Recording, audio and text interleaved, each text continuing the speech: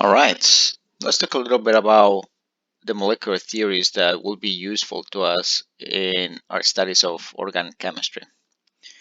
First, I want to remind you about the octet rule, and I'm going to take you back to the idea of quantum numbers to make sense of this rule. In particular, let's focus on second row elements like carbon, nitrogen, oxygen, fluorine.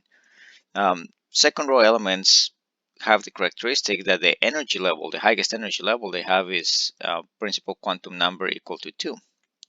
And for n equal to 2, and based on the quantum rules, the angular quantum number L can only go from 0 up to n minus 1, which in this case will be 1. So L could be 0 or it could be 1. But m sub L, the magnetic quantum number, can go from minus L to plus L. So what this basically tells us is that if we are in the second energy level, by default L can be 0 or 1, but for levels of L equal to 1, m sub L could equal negative L, which is negative 1, up to plus L, which is plus 1. So in total, we have a 4 orbitals available to us. And each orbital can take up 4 electrons. Therefore, if we filled up each one of these 4 orbitals, we end up with 8 electrons. And this is where the 8 electron rule comes from. Just the idea of filling up each one of the available orbitals of the second energy level. Alright, so this kind of brings us to the idea of drawing the Lewis structure. So here we have dinitrogen, and I have 3 drawings of dinitrogen right here. And what you will notice is that if you count the total number of valence electrons from the 2 nitrogens, nitrogen being in group 5 and having 2 of them means that you have 10 electrons total. You could write the 2 nitrogens bound by a single bond, bound by a double bond, bound by a triple bond. And as long as you have just the required number of lone pair of electrons around them to make up the 10 valence electrons that they ought to have, technically, the count works. But the thing about it is that you have to make sure that the octet rule is fulfilled. And that's to say that you concentrate on any which atom, and for that atom you count how many dots there are, how many bonds, and for each bond you count 2 electrons. So in the case of the nitrogen right here, you have 1 bond to that nitrogen, you have 4 dots, so that's a total of 6 electrons. This is not fulfilling the octet rule. Over here in the middle, where we have a double bonded nitrogen, the nitrogen on the right side has 8 electrons because it has 4 dots and 2 bonds, and the 2 bonds equate to 4 electrons. So 4 plus 4 is 8. But the left nitrogen, unfortunately, only surmounts to 6 electrons, so the octet rule is not fulfilled here. But once we draw the molecule with a triple bond, here we fulfill the octet rule for both second row elements. And this is what you're trying to achieve, generally speaking, with this type of elements, the second row elements. You're trying to fulfill the octet rule. Now, as you'll find out, we're going to encounter situations in the future where the octet rule is not fulfilled, but this accounts for the reactivity of the transition states or the intermediate molecules in the course of a reaction. All right, another thing to also keep in mind and to be to keep handy, just to make sure that your structures are making sense, is the formal charge. And to remind you, the formal charge stands for the number of valence electrons of the atom in question minus the number of bonds that that atom possesses minus the number of dots around it, or non-bonding electrons. So in the case of the nitrogen from the triply bonded molecule here, on the right side, has 3 bonds and it has 2 dots. Nitrogen is in group 5, so it has 5 valence electrons. 5 minus 3 bonds minus 2 dots is equal to 0. And that will be the formal charge of the nitrogen. So generally speaking, you're trying to achieve structures where the charge is as neutral as possible with as little pluses and minuses as the structure may allow, and to also fulfill the octet rule. Now, this is in the case where your molecule is neutral altogether. If your molecule has an actual overall charge, then one of the atoms is going to have a formal charge other than 0. But generally speaking, you're looking for a full octet for your second row elements. You're looking for low charges or no charges at all. But in situations where you have to go with one or the other, in organic chemistry, the octet rule is more important. All right, let's talk about VSEPR theory. You may recall from your part 1 of general chemistry that there are some basic shapes, like the tetrahedral shape, in which the central element has 4 things bound to it, but the central element possesses no lone pairs. However, if you start substituting each one of the external atoms for a lone pair, you end up yielding different configurations. So you go from tetrahedral to trigonal pyramidal when you have 3 things around the central element, but one of them is a lone pair. Or if you do have 4 things around the central element, but 2 of them are lone pairs, you have the bent configuration. All of them have 4 ligands around the central element, but because we don't get to see the lone pairs experimentally, what we see is just the leftover shape, hence the name of trigonal pyramidal for the middle structure and bent for the structure on the right side. Additionally, we have trigonal planar structures where there's only 3 things bound to the central element. If one of them were to be a lone pair, then this would be a bent structure. And if 2 of them were to be lone pairs, you will have a linear structure, although in organic chemistry, probably these last 2 structures won't be encountered all that much. But trigonal planar we'll see a handful of times. So be familiar with all these shapes. Be familiar with how they look, what they're called, and when they correspond to particular structure. All right, now I'm going to show you a method that I personally use to derive the VSEPR structures. I start by first looking at the structure and identifying the central element. And generally speaking, this is going to be the element present in the smallest amount, and with the exception of hydrogen, it will be the element of lower electronegativity if there happen to be more than one element in the lowest amount. So if we look carefully here in the structure CH3 parenthesis 2 SO, the parenthesis 2 tells us that we actually have 2 carbons and we have a total of 6 hydrogens. Now the stuff that's outside of the parentheses is a part of this subscript 2, so we only have 1 sulfur and we only have 1 oxygen.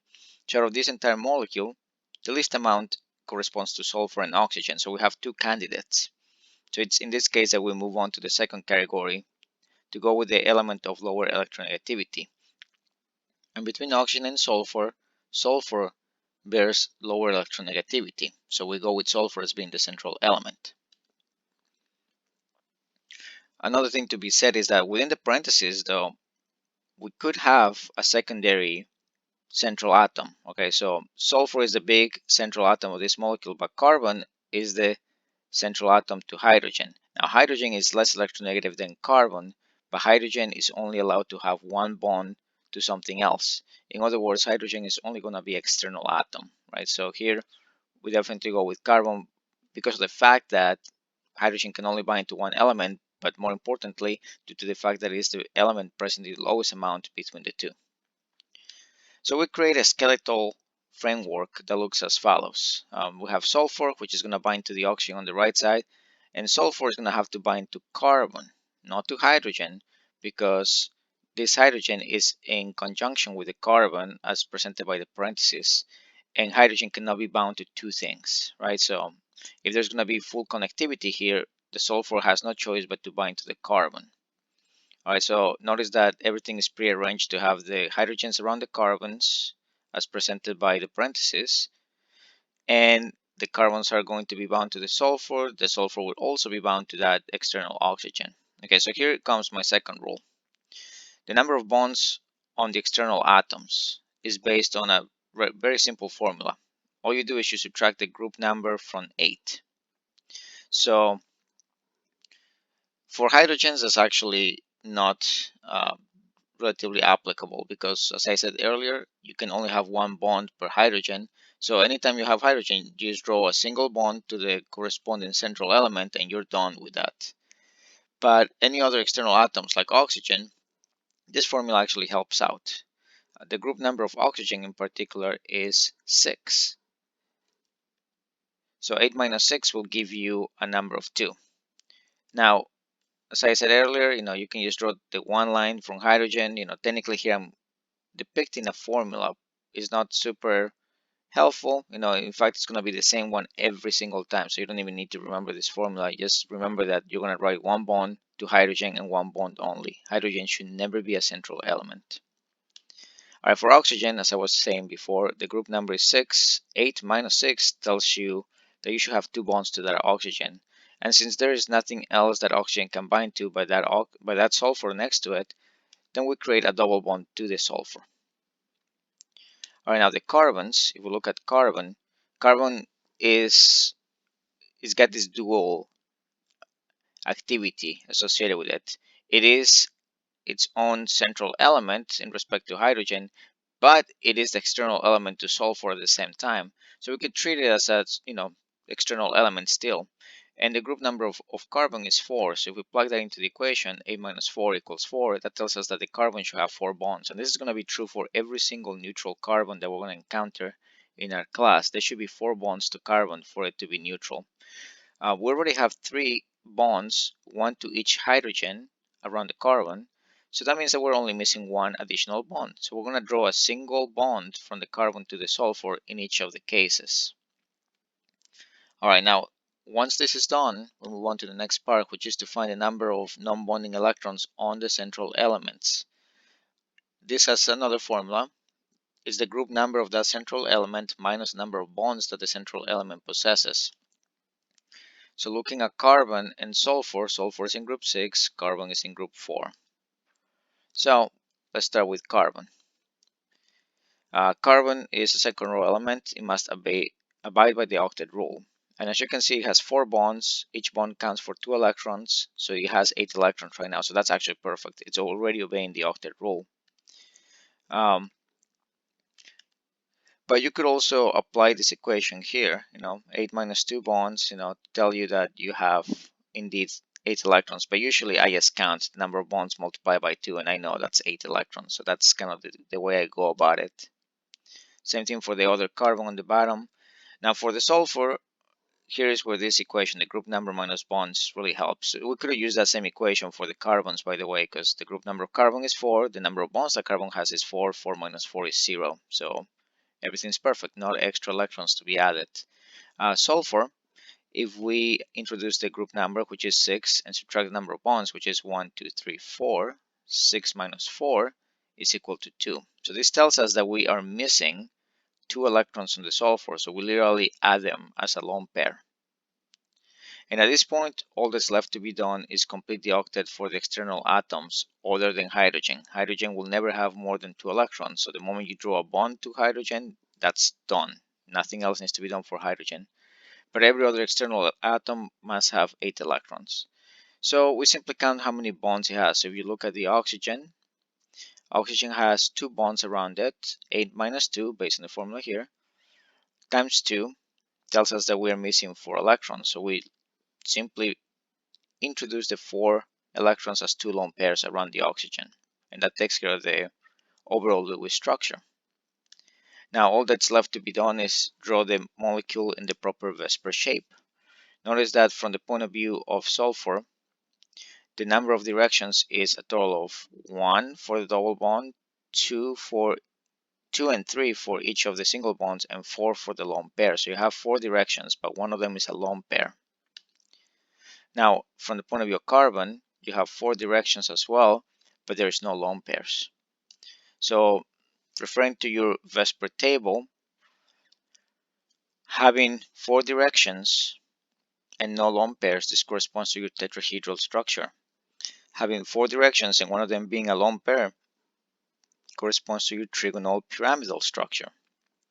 So then, if you want to be super technical about it, you will have to draw those molecules in that respect shape. Trigonal pyramidal in respect to the sulfur, tetrahedral in respect to the carbons. And this is the way in which I go about drawing my VSEPR structures. You don't have to do it this way, but I thought I'd show you, a different approach in case you like it better. Okay? So, in the next video, we'll talk about resonance structures. So see you there.